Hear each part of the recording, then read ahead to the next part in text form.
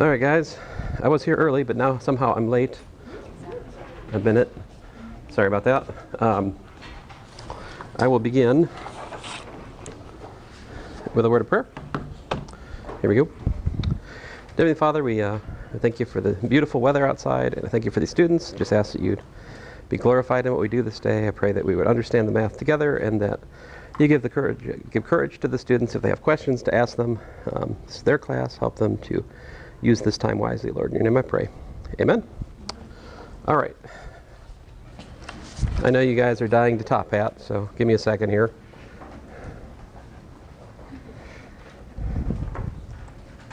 If you guys want, we could top hat twice today.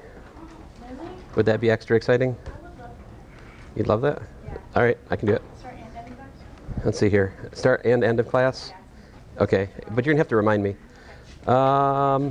What section are we? The one at 12, right? Yeah.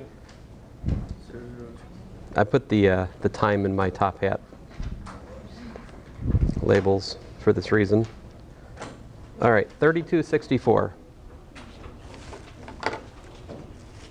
3264.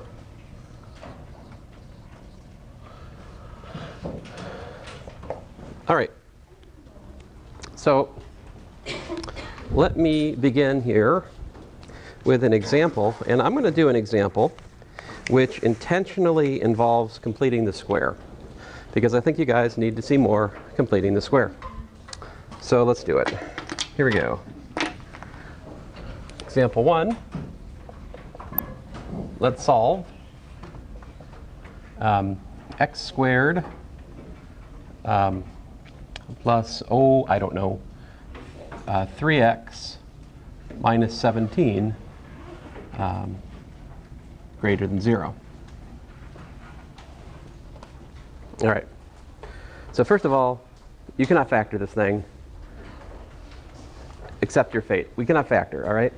So we're going to have to complete the square here in order to factor, basically. And so let me show you how that goes.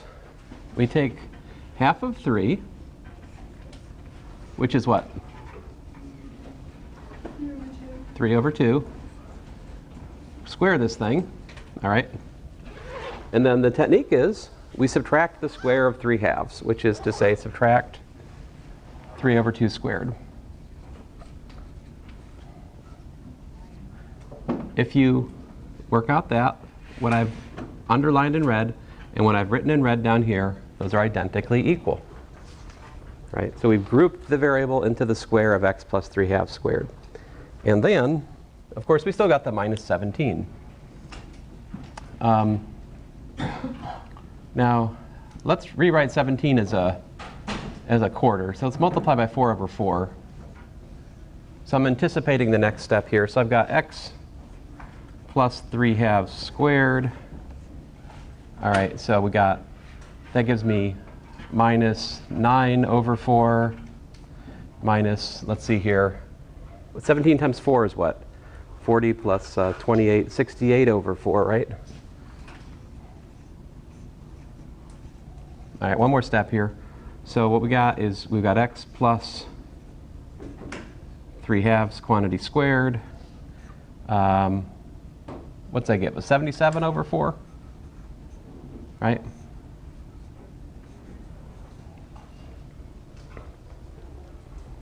So now we can factor using the difference of squares, right? So use your imagination. 77 over 4 is, of course, the square root of 77 over 4 squared, right? And so I can factor this. I factor it like this. X plus 3 halves, plus the square root of 77 over 2, x plus 3 halves minus the square root of 77 over 2, greater than 0, right? So this thing I just did right here, I would refer to this process I just did as factoring. This is factoring via completing the square. So if I ever ask you on a test or quiz to factor via completing the square, this is what I'm talking about. Yep. Where'd you get the 4 over 4 next to 17? Ooh, well, I realized that the 3/2 squared was going to be 9/4, right? So knowing that I was needing to add quarters, add fourths, I wanted to convert 17 to fourths. So to do that, multiply by 4 over 4. This is just to make a common denominator with the 9/4. So it was basically, I saw this and it told me to do that. Yeah. Good question. Now what? How do we solve this inequality? So remember the algorithm, the roadmap we talked about last time? You find the critical numbers for your expression. What are the critical numbers?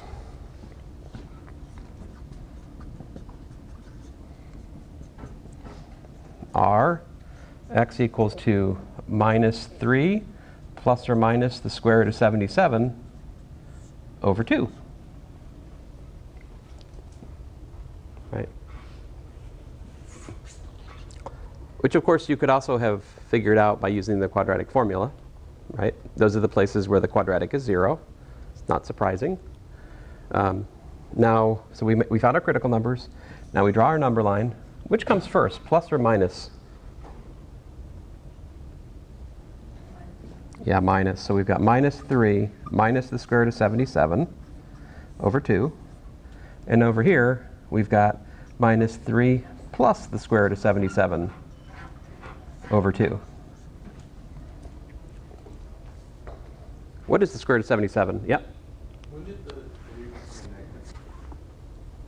Oh, remember, if we have a factor of x like plus 10, that means -10 is the 0. So if I have x plus 3/2 plus or minus the square root of 77 over 2, that means that my zeros are -3 over 2 minus plus square root of 77 over 2. So it's there's a relation between what looks at, what appears in the factor versus what makes the factor 0. They're minus each other, right? Now, what is the square root of 77, roughly speaking? Do you have a sense of that number? How do you figure out square roots without picking up a calculator? Just to guesstimate them. Let's see, like 81 is what, 9 squared, right? So the square root of 81 is 9. So about 8.5-ish. All right, so where's 0 in this picture?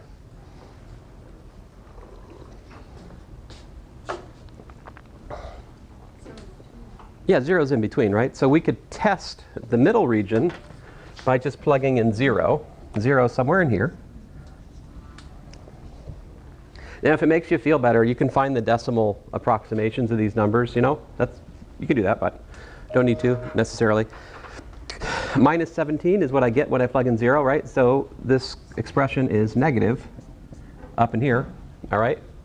Then I use the sign flip idea, right? Because both of the factors are odd powers. They're power 1. So we're going to flip signs, minus to plus, and again, minus to plus over here.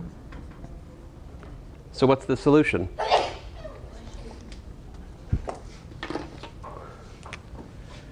Solution set.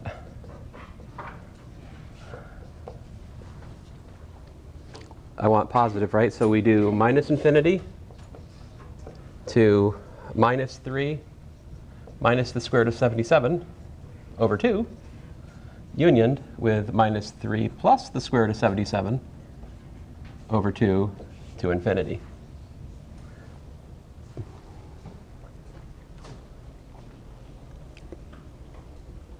Yep. Can you explain how you got the negative? Is that because you just plugged in the 0? How did I get the negative? Yeah, I plugged in the 0, exactly. Okay. So plugging in 0 gives me 0 squared plus 3 times 0 minus 17. Okay, and then how did you know it was positive? So we have a theorem which says that when we have an expression, and if you look at the corresponding factor to a 0, so like here, -3 plus square root of 77 over 2 is from this one, right? This is power 1. And there's a theorem that if you're going across a critical number which has a factor which has an odd power, it flips signs going from one side to the other. like this, plus or minus. Let me show you a different example. And then I'll come back to your question. So if we had, say, x squared plus 4x plus 4, right, greater than 0, this is x plus 2 quantity squared greater than 0. So my critical number, there's just one of them, minus 2. I draw my number line, there's just 1.2, minus 2, right? And if you plug in a point, right, like plug in 0, you get 4. So it's pluses over here. But if you plug in, like, I don't know, minus 3, you get minus 1 squared, which is still plus, so it's plus. So this illustrates the sign flip theorem. So here we have minus 2 is my 0. The power on the x plus 2 is 2. That's what matters, is power 2. Means that it's not gonna flip signs. Here's one. What was your question? Then I'll. I was just going to say, so what you were saying earlier is we were like testing 0, we put it into those, Yeah. The red ones. Right. So we need to test a point to figure out whether it's plus or minus. Yeah. So you can test any point you want, right? But 0 is easy. And so the question is, what happens to this expression up here, right? So. You put it all the way to the top. Yeah, so what I really should do, to be more honest here, is I should, and I haven't done this in any class actually, your question just made me think of it. But if you want to be more precise, you can write x squared plus 3x minus 17 over here to the right or to the left of the number line, just to remind yourself that the values here are describing this. Okay. Yeah. Thank you. So since there's still some residual uncertainty about the sign flip theorem, I can feel it. Let me give you another example. If we had x plus 2 to the third power times x minus 7 squared, all right, and you want to solve that as, say, less than or equal to 0. Oh, what would the solution set to example 2 be? I got carried away here. What was the example? What was the solution set to example 2?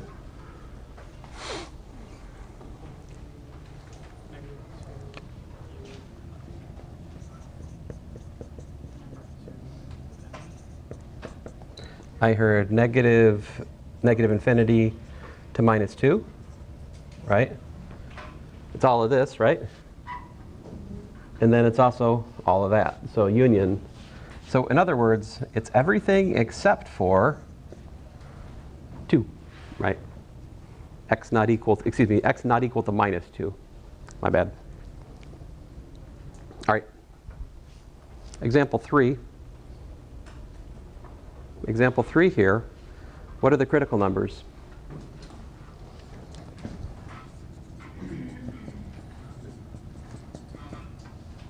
I see minus 2 and 7,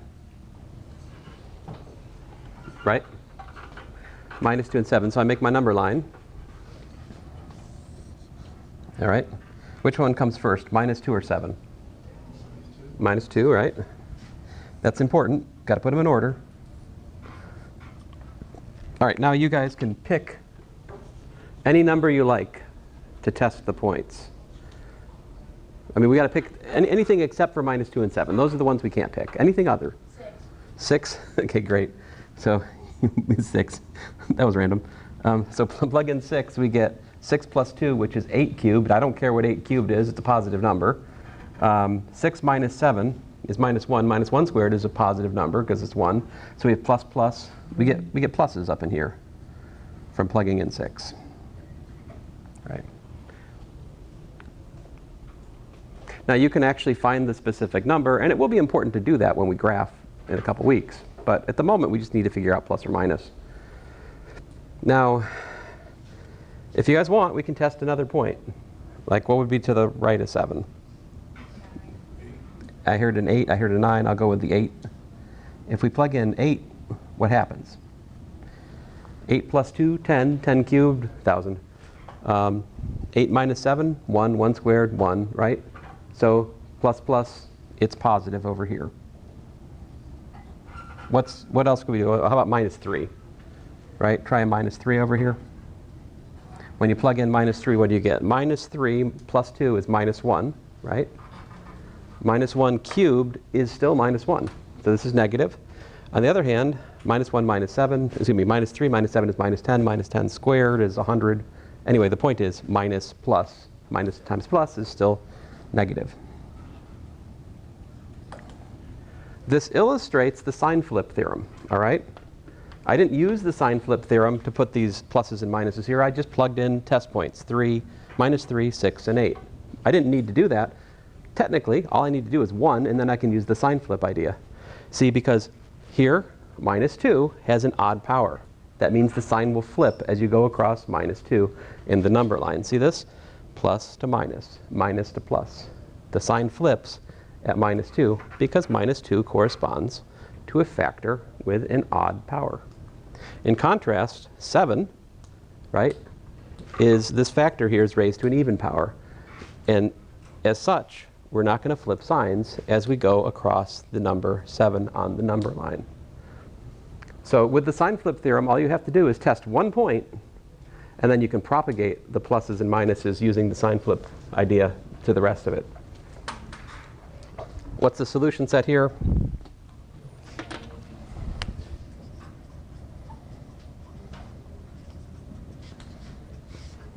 I heard negative infinity to minus 2. Is minus 2 included or excluded here?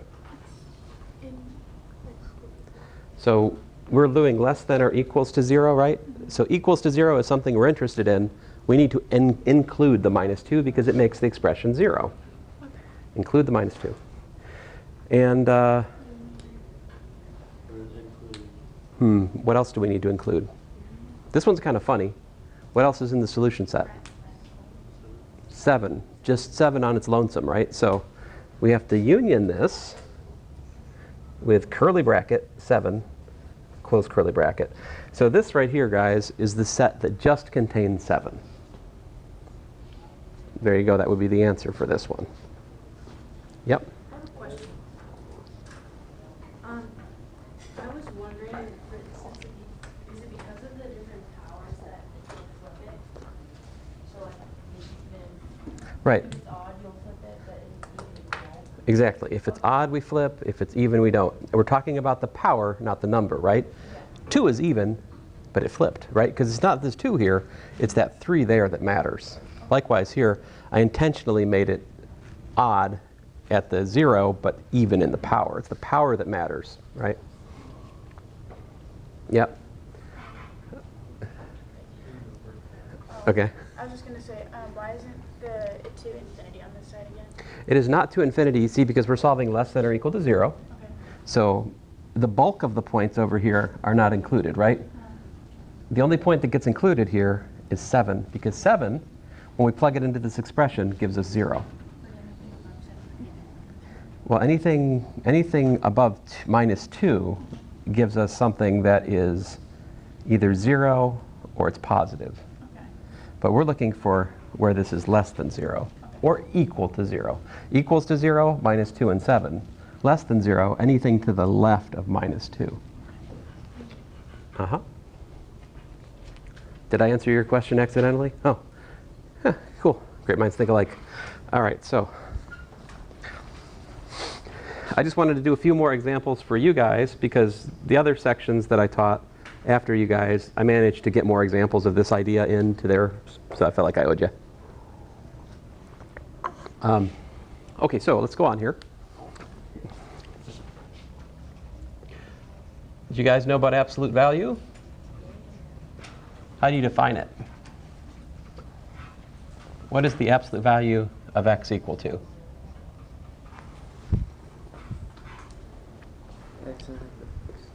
X and negative x. Well, that's kind of true, but oh, you got me. Okay. So x and minus x, it's case-wise defined, isn't it? So we could define it with the case-wise defined thing, right? It's x if x is greater than or equal to 0, right? And it's, what is it? It's minus x, right? If x is less than 0. Or you could say less than or equal to 0. They agree at 0, right? What's a formula for the absolute value? Do you guys know?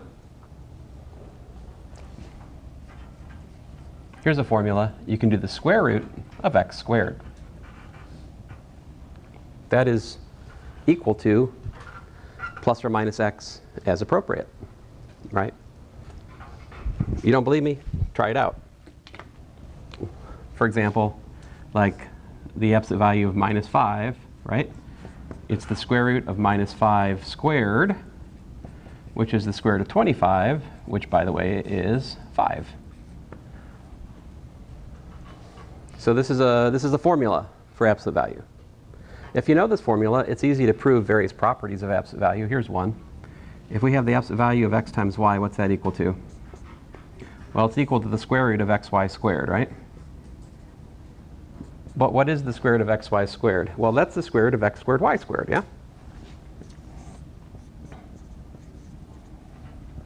Which is what? Equal to the square root of x squared, square root of y squared, which, by the way, is absolute value of x, absolute value of y. So that's one property of the absolute value function. The absolute value of a product is the product of the absolute values. Good to know. What's that? Yeah. So this is, I mean, just point of, here's a nice property of absolute value we sometimes use, right?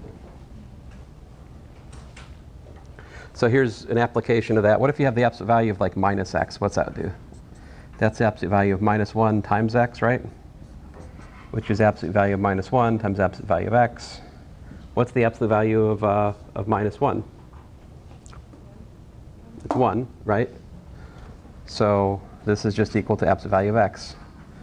In other words, absolute value does what? The absolute value eats minuses, right? Like it just destroys them. They go away. Okay, so there's just a brief refresher. This is what the absolute value function is, all right? Here's one of its properties. There are others. We'll talk about them as we need. But I think the first order of business here, example-wise, is to talk about how to solve equations involving absolute value, right? So let's do that. So example 4. Suppose you want to solve the absolute value of, say, 3x plus 2 equals to 1. How would you go about solving this equation?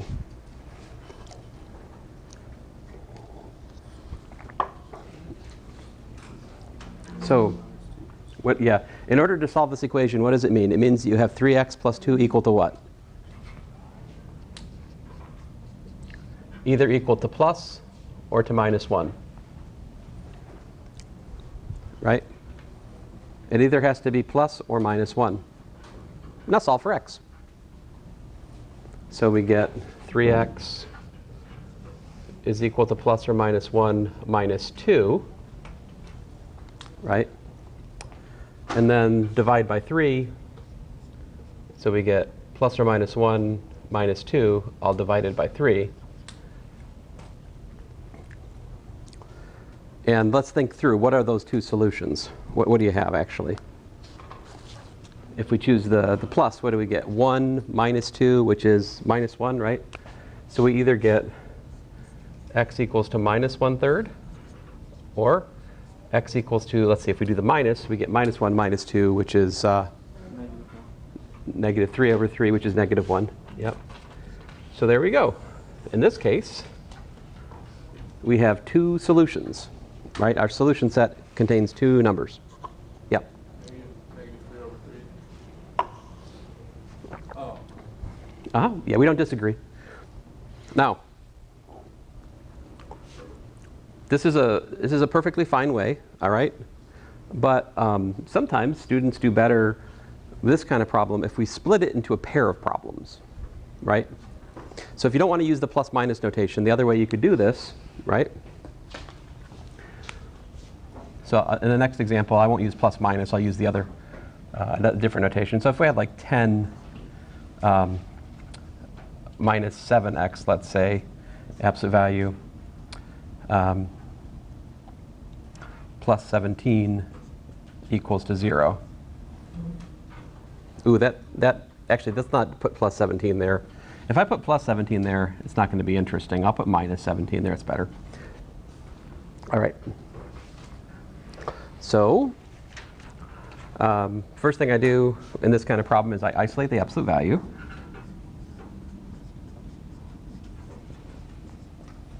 All right. So this leads to two different problems, right? You could use the plus minus notation if you wanted, but here's the other way we could do it. We could say either you have to solve 10 minus 7x equals to 17, or you have to solve 10 minus 7x equals to minus 17. Those are the two different ways you could solve this problem. Either you get plus 17 or you get minus 17 out of that quantity. All right, and then these are linear equations. We can solve them, right? Isolate x. It's a different x on each side, though, right? So like this one, we've got what? Minus 7x equals to 7. So apparently x is equal to 7 over minus 7. So x is equal to minus 1 on that side. On the right side, what we got? Minus 7x equals to, what is it? Negative 27.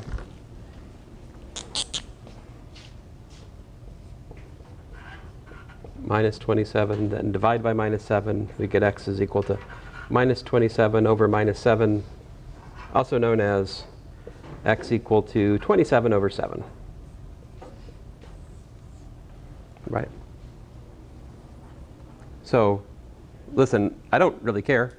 You can use the plus minus notation if you like. You can break it up into two cases if you like. But what you can't do is ignore the fact that there will be two solutions, usually. All right. I say usually. There are examples where there are no solutions, or just one. Right? That can happen. Any questions here? So far, so good? All right. So these, as long as you keep a track of the fact that, again, you have the plus and the minus, and we're going to get two solutions, you'll probably do OK with these. Let me switch, not switch, but continue on here to the next topic, which is absolute values and inequalities. That's a harder thing to talk about, all right? We have more time for more examples on this on Friday, all right? But I wanted to try to cover most of the material for today, for the week today. Yep. Well, are you still putting like a class on video? Oh yeah, yeah. Every class is on video. So at the start of the semester, I made a Canvas announcement, and in there's a link to the playlist in YouTube. You just go there, and you'll find all of the lectures in this class. They're in chronological order every day. They're there. You can go back and see what we did. You can also see what I did in the other sections if you want, if you're just like really bored or something. I don't know. Okay, so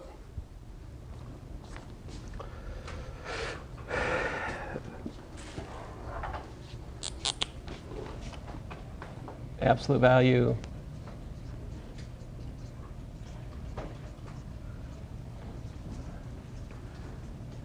inequality. This is going to take us a little bit more effort. All right, so let me just start out with a discussion. So here we go. Here's 0, right? And here's 10. I say, yeah, 10. And over here is, let's say, minus 10. So what's the absolute value of 10? What's the absolute value of minus 10? It's 10. What is 10? Relative. What is it on the number line? Like, what is this describing? Why is it 10 for both minus 10 and 10? See, in both cases, the distance from 0, right? Distance is 10, right? The distance here is 10. It's 10 units from the origin. So absolute value of a quantity tells you how far that quantity is from the origin, right?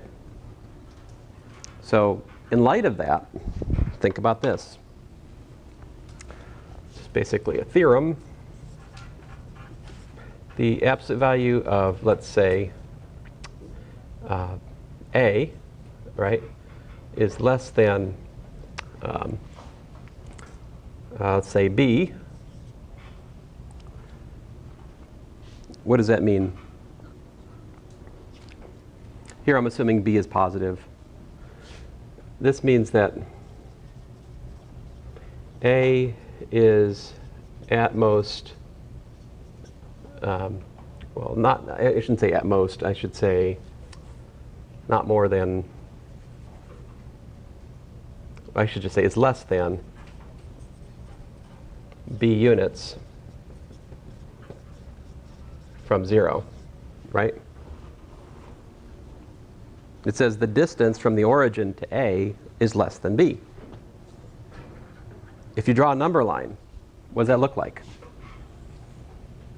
So here's the origin, right? How do you get, you can get to B over here, right? Also over here. So between plus or minus B, I'm assuming here that B is positive, okay? I guess I should say that. Don't tell the other math professors.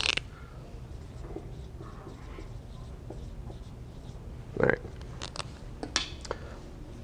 So this is what it looks like, right? A has to be somewhere in here, doesn't it? A has to be somewhere in here, right? So what does that mean?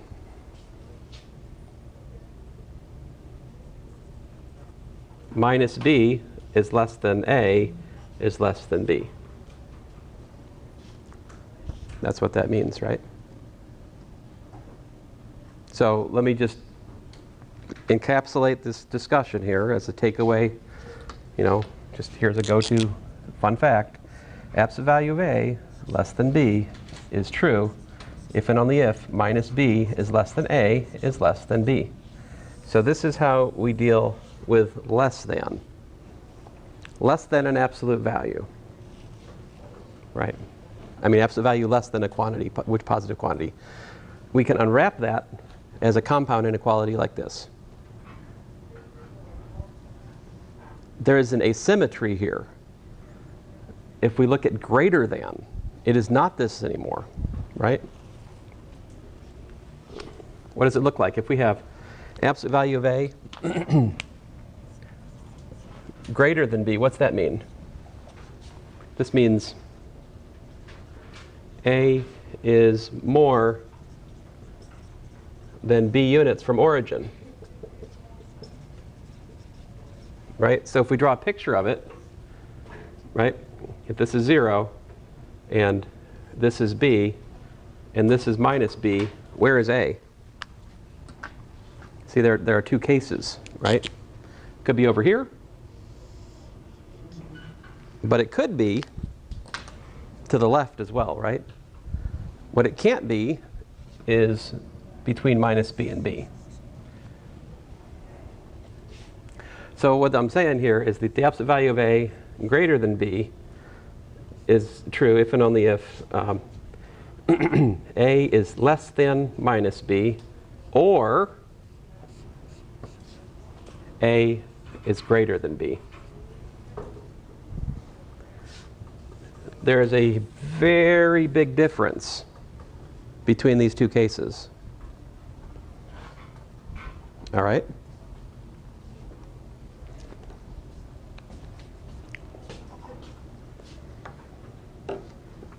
So we must keep that in mind as we're working problems with absolute value. Let's do that.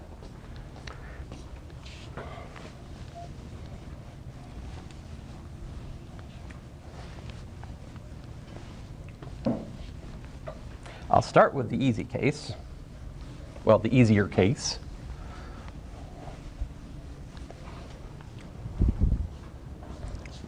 Let's see here, we're on example 6.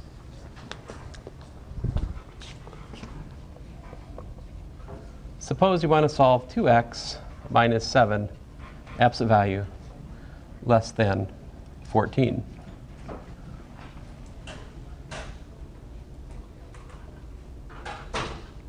Was it something I said?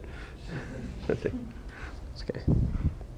Seriously though, if you guys need to leave early, it's generally speaking okay. Just, you know, if you make a habit of it, let me know why. But on the flip side, even so, as long as you watch the video later and make up for what you missed, if for some reason your schedule is such that you got to trek 30 minutes to your next class, you need to leave this one 10 minutes early, like I understand. I would just ask you to watch the video later. Yeah. Anyway, that comment really more applies to the person who's already gone and can't hear it. Anyway, oh well. So this, listen, very simple. We go back over, we use the blue box. So these are two things that really belong on your formula sheet, right? Like you want to have both of these on the formula sheet for quiz 1, test 1, right? And you also want to know how to apply them. So let me show you how to apply it.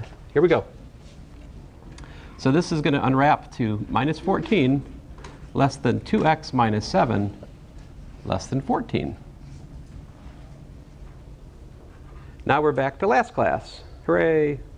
Now we just add 7 across the inequality. Yeah? Add 7. What do you get?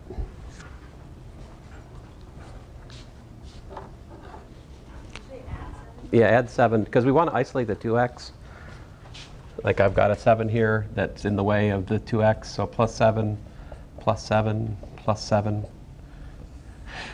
That gets us to minus 7 less than 2x less than 21, right?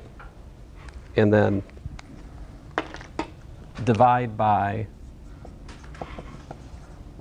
2. 2 is positive. We don't have to flip the inequalities, right? So we got ourselves minus 7 over 2 less than x less than 21 over 2. Solution set is equal to minus 7 over 2 to 21 over 2.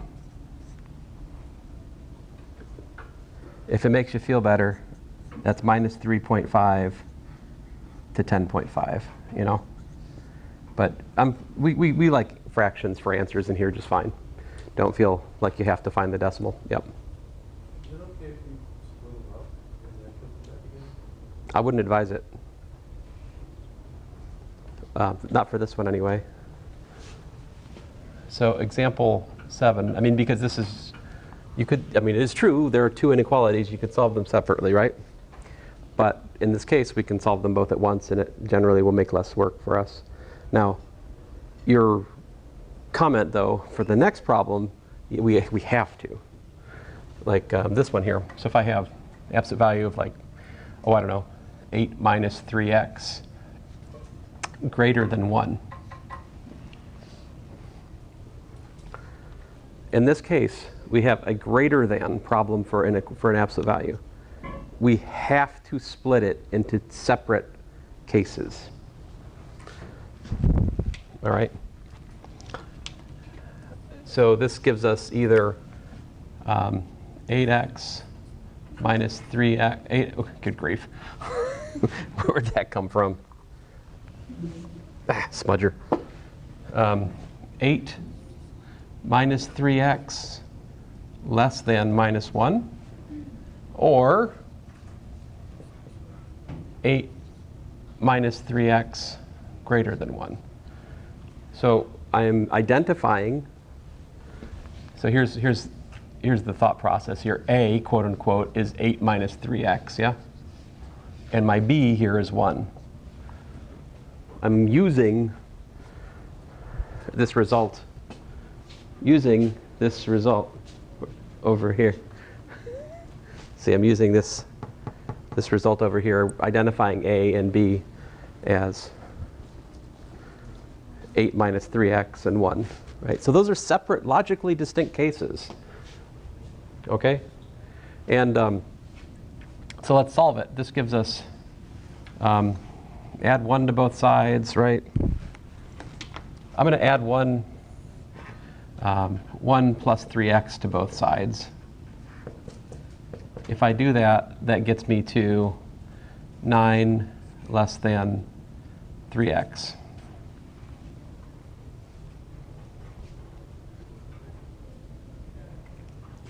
which gets me to 3 less than x, dividing by 3, right? Or if you like, x greater than 3. On the other side of things here, if I, what do I want to do here? This time I think I'm going to subtract 1 and add 3x to both sides. That gives me 7 greater than 3x. Then divide by 3, we get what? 7/3 greater than x, but I like to write that as x less than 7/3. So which, yep. 2 questions. Uh-huh. On that last one, do we always have to reduce it to decimals when it ends? No, I just did that just To show it. just And then on for this, giggles. Do you flip the symbol on the left side because you divided, or just because you switch with the x? This one is because I flipped the inequality. Yeah, I just wanted to put the x on the left because, well, I don't know. I mean, you could. Here, let's. I regret this step. All right, here we go. There. All better. Now, so this means that x is an element of 3 to infinity, right? This means that x is an element of minus infinity to 7/3, right? Can x be in both of those sets? I mean, certainly not, right? These are disjoint sets. There's no overlap between these guys.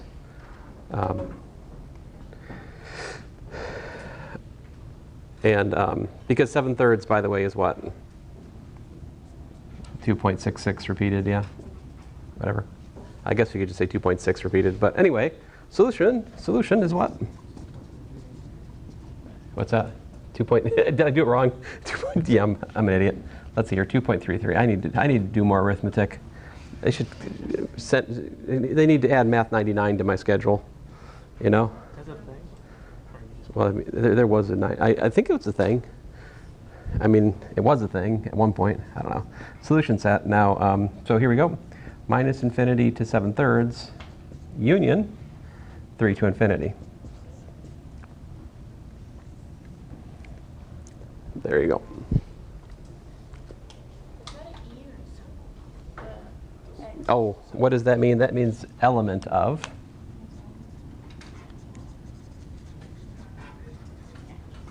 And so that's just a fancy way of saying x is a point in that set. It belongs to that interval.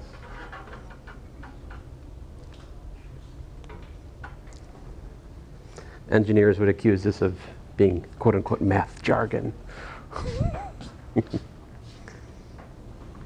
Any other questions? Let's see here.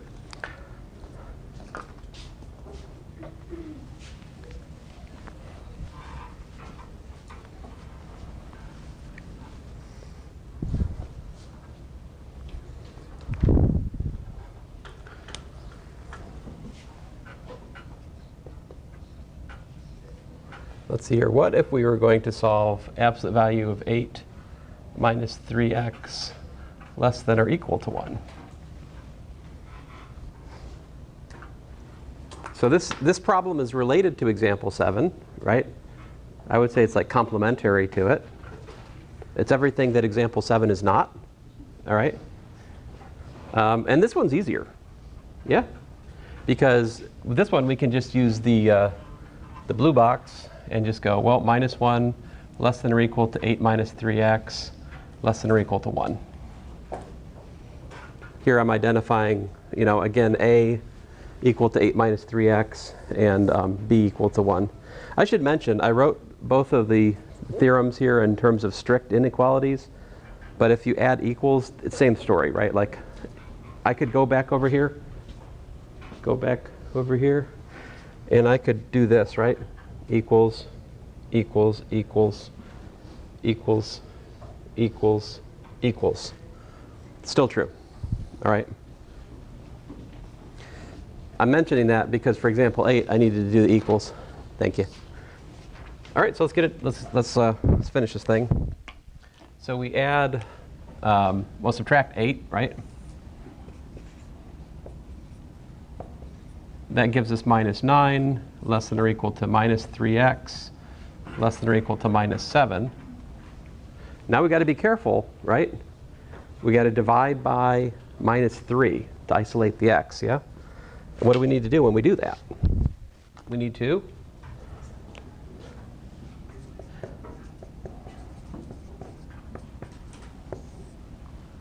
be careful to flip the inequalities. Less than or equal to becomes greater than or equal to.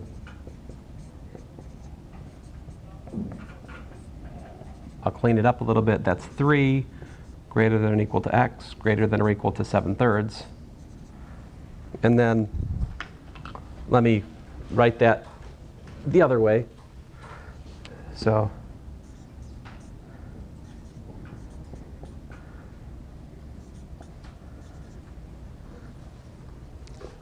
you guys ever seen that Jamaican Volkswagen commercial? I love that commercial. A little bit off topic, but turn that frown the other way. Let's see here. So like this. And then, okay, so x is apparently an element of 7/3 to 3, both of them included. Right? In other words, here you go. Solution set right there. This should be completely unsurprising, because if you look at the answer to number 7, right? The answer to number 7 on the number line looks like this, right?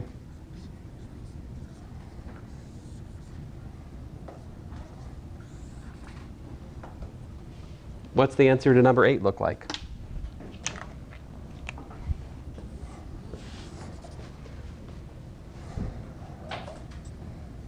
It's everything else, right?